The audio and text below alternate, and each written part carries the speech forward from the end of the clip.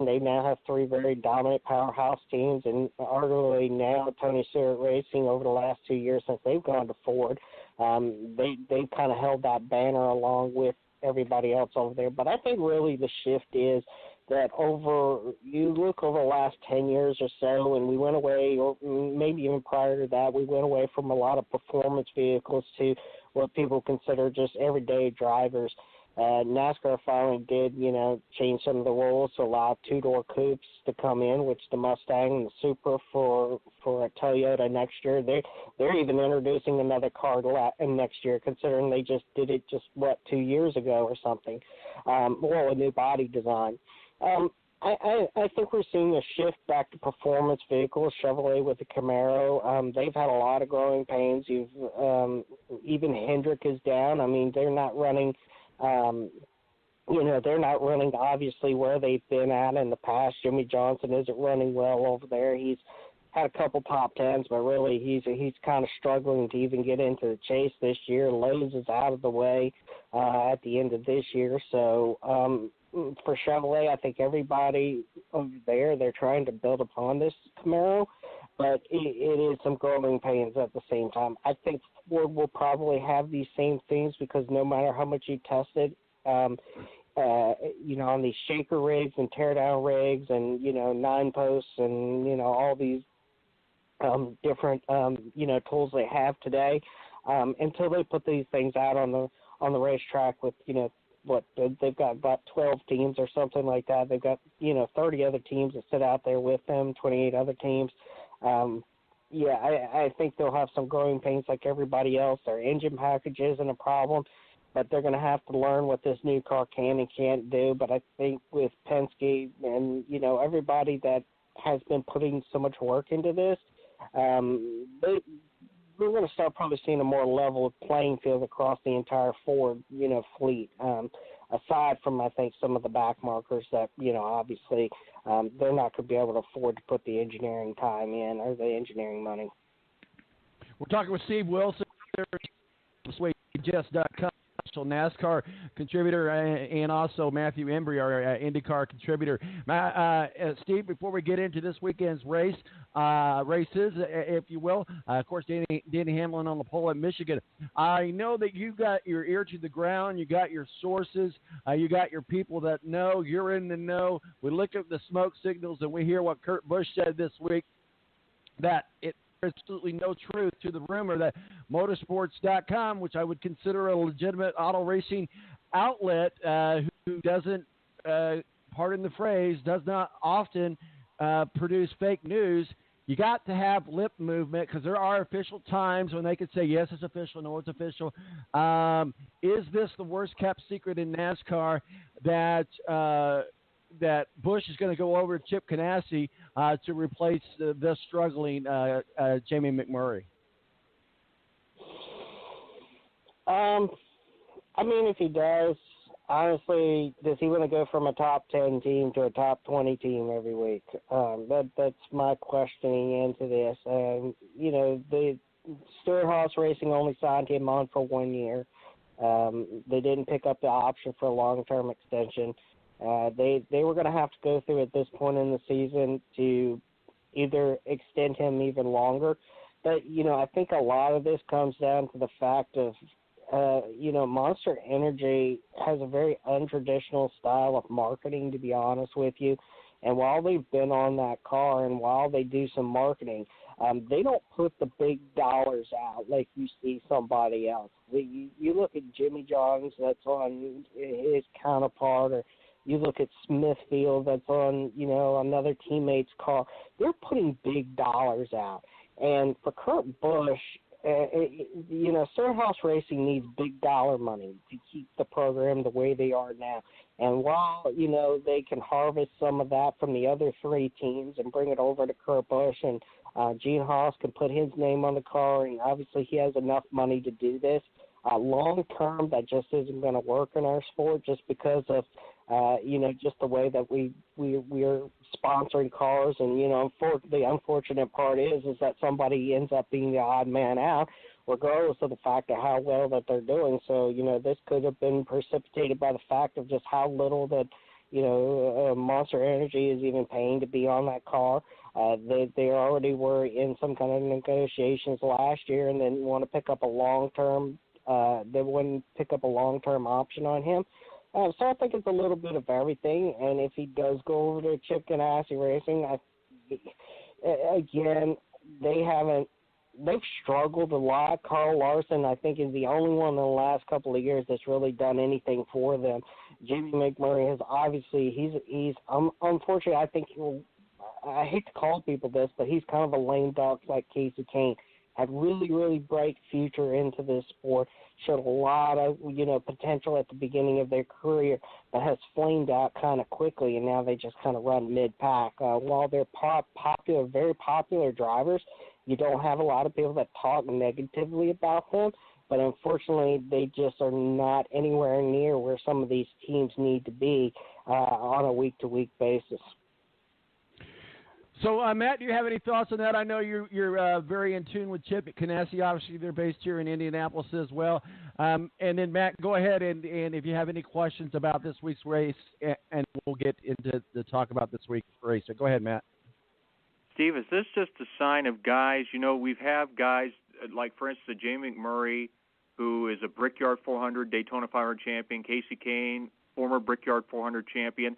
Is this a sign that says, these crown jewel races don't have the same kind of luster that they used to have, that they are treated like just another win to where it may not help a driver keep employment? I mean, is that kind of where pretty much every race is almost the same as far as big-time stuff now, or is it still where there's some there, but it just doesn't influence whether or not you can keep a ride or not anymore? I think it just depends on where you are. Obviously, the Brickyard over the last 10 years or so has begun to lose its luster and prestige, and a lot of that has come from the natural racing that is being produced there, which is really the unfortunate part. But again, Indiana has never been designed to be a stock car racing track. That's an open wheel track, and when everybody went there in '94, it was a huge, huge deal, and it probably broke open a lot of doors that NASCAR could have never imagined. But today it's a little different in the world we live in. If somebody wins the Daytona 500, they're a Daytona 500 champion for life. I mean, their name is, it's like winning the Indianapolis 500. You're always a champion. No matter where you go or what you do, you're always a champion. But now some of these races, again, they're just there. They're points, and if you're not performing on the points level, on the performance level each and every week, the competition is just getting tighter and tighter and tighter. I don't think it really doesn't matter who you are anymore. It's the amount of money that's unfortunately being spent in the sport to keep the sport driven the way that it is and at the level that it is, and just you have to be able to perform every week. It's like Martin Truex Jr. If Martin Truex Jr. went from winning a championship in 2017 to this year running 25th every week, some people would start questioning a whole lot of things onto, what we need to make the changes, and sure there'd be changes internally and engineering-wise, but if it continued long-term, he would be the odd man out, and he would have to go in favor of somebody that is performing. I think that's just the way that the sport has become on every single level today, and everybody is so worried about points, so worried about performance, so worried about marketing money that, I think the prestige of some of these races have taken a back seat to that. And then also Daniel Suarez, back of the grid, did not post a qualifying time. What was the issue with that, and what is his situation looking ahead to tomorrow? Daniel Suarez, I didn't get to catch qualifying yesterday, but Daniel Suarez, he's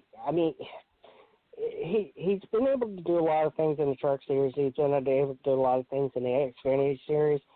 He won the championship before he was moved over, and Carl Edwards was pushed out. I don't think Carl Edwards was pushed out because he was at the bottom of his game or even at the mid part of his game. They needed somewhere to put Daniel Suarez, and unfortunately, Carl Edwards was the guy.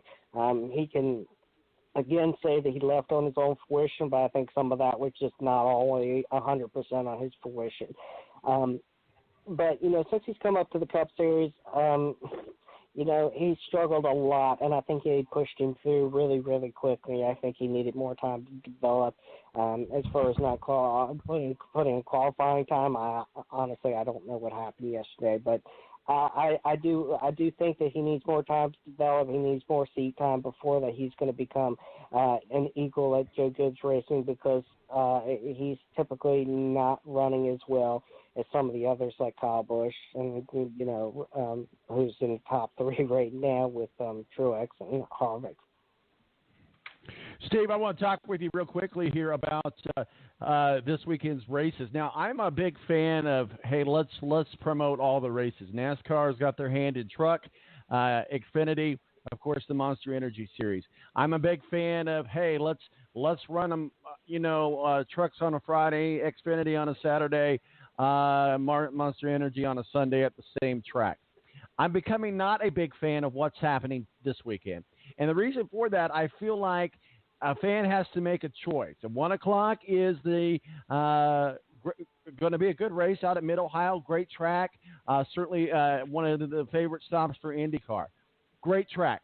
They should run there. Today, you've got 1 o'clock. You've got the Truck Series at Michigan. Great track. Great venue. Should run there. My question is, NASCAR hurting themselves or helping themselves by running the 3 different races in 2 different tracks, and especially I know they're trying to increase the popularity of the Truck Series, which they should be doing, but at the same time I wonder if they're becoming counterproductive by doing what they're doing this weekend. Thoughts?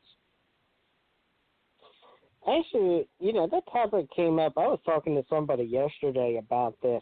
And they had a really, really good idea, is that they should cut the schedule down on all 3 series and make it so that you're wanting racing. You want to see racing, because you think about it, that come January, everybody's like scratching the walls and chalkboards because they want to see some racing. I think it would be, again, I agreed with him, and I think that it would be really cool if we could cut some of these. We could cut the schedules down, and by that means that, we're running Monster Energy and Xfinity here this week. Next week we're going to run the Trucks and Xfinity together. The week after that we're going to run Trucks and Monster Energy. Break this up a little bit so we're not seeing the same drivers, same track, the same schedule week in and week out. Move the series around, move the races around, and cut the schedules down so that they can coincide in one another, and potentially even be done by September like IndyCar is, because by the time we get to the fall, everybody has already moved on to the pennant races, and they've moved on to college football, NHL, and NFL. So by doing that, I think we could potentially we can have more diversity in the tracks, but at the same time, we're not putting in not having to worry about split our time between a 1 o'clock and a 3 o'clock race like this.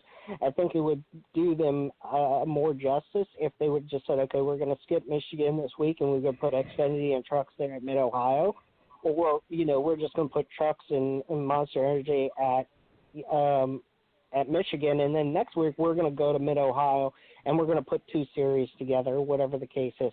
I think it could do more justice. I think we could see more popularity in the sport. We're definitely going to see a whole lot more diversity in the sport by doing it that way.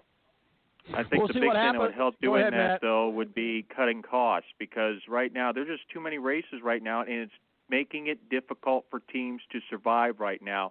If you want to raise car count and get it back to where it was, you can't expect these teams to run 35, 36 races. I mean, there's just teams that just cannot afford that, and the sponsors can't afford it either. So if you're trying to raise car count by limiting the schedule, and I know the thing is, if these races can't draw sellouts, what's the point in having 36 races? I mean, if you're losing money, I think the best thing for some of these tracks is just holding one event, and if you could sell that event out, I think you'll make more money than trying to run 2 where you're going to have maybe 75, 80% crowds.